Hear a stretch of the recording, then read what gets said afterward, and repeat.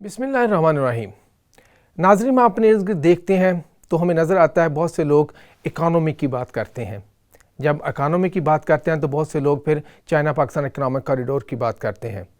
कुछ लोग ये बात करते हैं कि इससे हमें क्या हासिल हुआ, क्या हम इससे हासिल ना कर सके। कुछ लोग इसके लिए पॉजिटिव बोलते हैं, कुछ लोग इस पर यानी कि कुछ चीज़ें ऐसी करते हैं, नेगेटिव बोलने की कोशिश करते हैं। तो हमने सोचा क्यों ना इसके फैक्ट्स एंड फिगर पे बात की जाए। आज हम आपके साथ कुछ फैक्ट्स एंड फिगर को शेयर करेंगे। हम इस पर बात करेंगे कि अगर पाकिस्तान में सीपैक का प्रोजेक्ट ना शुरू होता तो पाकिस्तान के माशी हालात कैसे होते, और हम स्पेशली वो एरिया देखेंगे यहाँ पर इन्वेस्टमेंट आई है सीपैक के अंदर। मसलन बिजली का एरिया देख लें, आप रोड कंस्ट्रक्शन की बात कर लें, या आप बात करें कि हमारे इकानमी रिवाइवल में हमें जो वो एक बूस्ट मिल रहा है उसकी बात करें। सबसे पहले जब 2014-15 में हम सीपैक को पाकिस्तान लाने की बात कर रहे थे तो पाकिस्तान में एनर्जी का बहरान था, हमारी लोड शेडिंग बहुत ज़्यादा थी। आप देखते थे कि इवन कैपिटल सिटी इस्लामाबाद में भी आपको 6-6 घंटे 8-8 घंटे रोज़ाना लोड शेडिंग का आपको देखनी पड़ती थी। इसके अलावा जो हमारी इंडस्ट्री थी वो भी पाकिस्तान में बंद होना शुरू हो गई थी। वहाँ पर तब एक बात होना शुरू हो गई थी कि पाकिस्तान से काफ़ी सारी इंडस्ट्री है दूसरे ममालिक में जा रही है।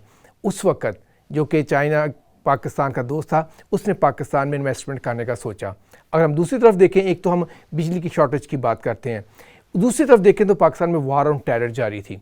पाकिस्तान जो फ्रंट लाइन अलाय था वार ऑन टेरर का, इसलिए पाकिस्तान को उसके नुकसानात बर्दाश्त करना पड़ रहे थे। यानी कि 2014-15 की बात करें तो उस वक्त टोटल मैं 2014-15 की बात कर रहा हूँ, $70 बिलियन का हमें नुकसान हो चुका था और आलमोस्ट हमारे 50,000 लोग शहीद हो चुके थे।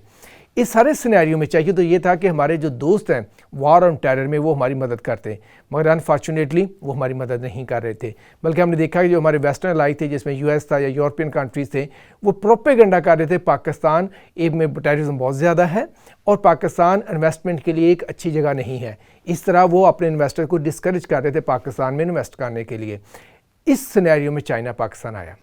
अब देखें उस वक्त जो कि हमारा गवर्नमेंट बताती है कि इलेक्ट्रिसिटी की लोड शेडिंग की वजह से हमें सालाना 4 से 5 बिलियन US$ का नुकसान हो रहा था। ये मैं 2014 की बात कर रहा हूँ।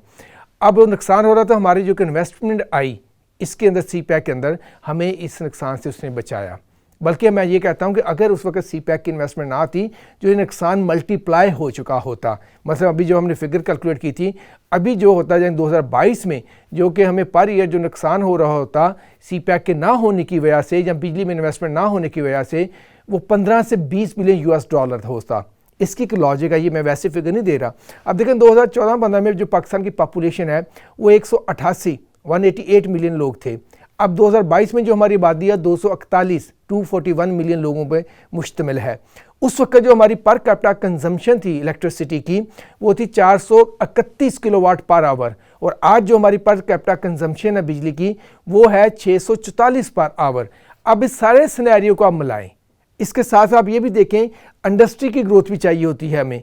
सारे सिनेरियो को मिलाएं तो हमारी बिजली की खपत बढ़ चुकी है, बहुत ज़्यादा बढ़ चुकी है। अब जब खपत बढ़ी है इसका मतलब अगर हमारे सीपैक के अंडर हमारी बिजली में हम इन्वेस्टमेंट ना कर रहे होते तो हमारा जो कि डिमांड और सप्लाई का गैप बहुत ज़्यादा होता, यानी पॉपुलेशन भी बढ़ गई, पर कैपिटा कंजम्पशन भी बढ़ गई।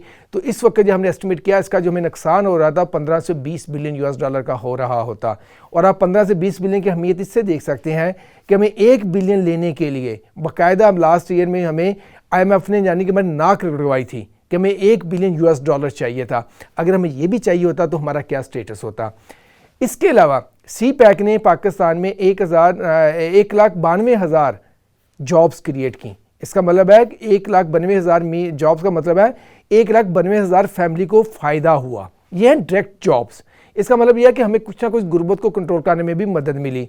फिर हम इनडायरेक्ट की बात करें तो 100 से ज़्यादा स्मॉल और मीडियम इंटरप्राइजेस ने इससे बेनिफिट किया। इसका मतलब इनडायरेक्ट जॉब्स की बात करें तो वो बहुत ज़्यादा हो जाती है।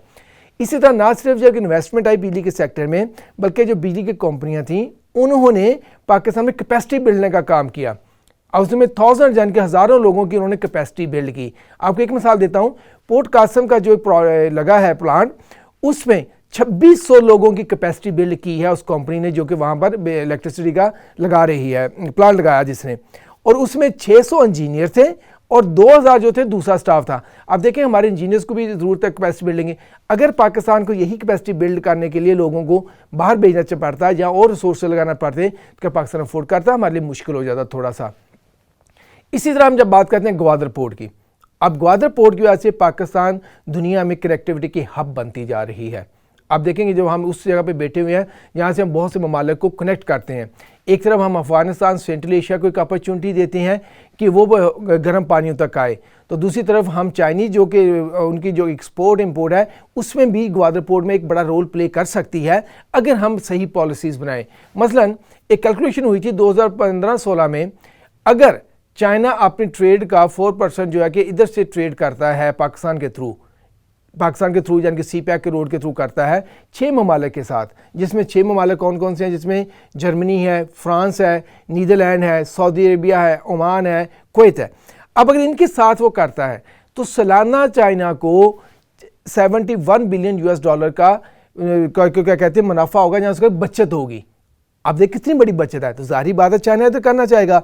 और अगर हम ये रोड चाइना इस्तेमाल करता है तो पाकिस्तान को 10 से 12 बिलियन का सालाना फीस की मद में मिलेगा।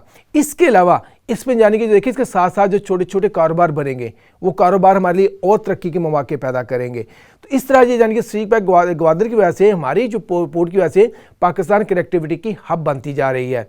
तीसरी चीज़ आप देखें, जो हमारा ट्रांसपोर्टर सिस्टम था उसमें हमने 851 किलोमीटर जो है नया हमने हाईवे मोटरवेज बनाई, जिसकी वजह से हमारी कनेक्टिविटी बेहतर हुई।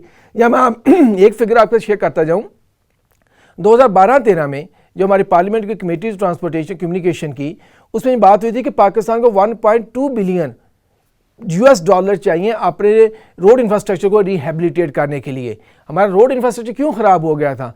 क्योंकि हमने नेटो को सप्लाई लाइन दी थी। जब हम सप्लाई लाइन दी नेटो को, उसके ट्रॉलर बड़े थे और हमारे जो रोड से उस फ्रीक्वेंसी पे नहीं बने हुए थे, और जब उनकी वजह से ख़राब हो गया, जब हमने उनसे बात की तो वो कहते नहीं जी हमारे पास तो पैसा ही नहीं है, आप अपने रिसोर्सेज करें, कर्ज ले।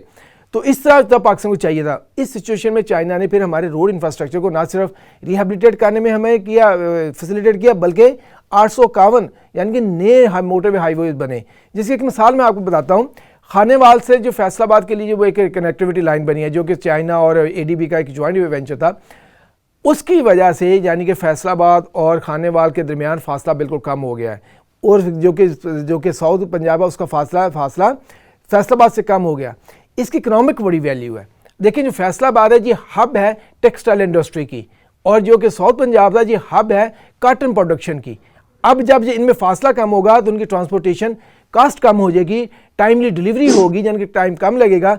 इसे अब एक्सपोर्ट करेंगे इस रोड के थ्रू, फिर वो कराची या ग्वादर की तरफ भी जा सकता है। इसका मतलब ये है कि हम सब इंडिकेटर्स को देखें तो हमें नज़र आता है कि CPEC ने हमें बहुत सारा फ़ायदे दिए, मगर जो कि मेजर फ़ायदा है ना, जिस पे भी काम हो रहा है, जिस पे हमने काफ़ी डिले कर चुका है पाकिस्तान, वो है स्पेशल इकोनॉमिक जोन्स। जब स्पेशल इकोनॉमिक जोन्स आएंगे तो पाकिस्तान में जो कि इंडस्ट्रियलाइजेशन का प्रोसेस शुरू होगा। और दूसरा चीज़ है एग्रीकल्चर कॉर्पोरेशन अभी सेकंड फेज़ में बिल्ड हो रहा है। और तीसरी चीज़ है साइंस एंड टेक्नोलॉजी। ये 3 शोबे जो हैं कि जो फ्यूचर के लिए बड़े अहम हैं, इस पर हम बात करेंगे नेक्स्ट प्रोग्राम में। आपका प्रोग्राम देखने का शुक्रिया, थैंक यू।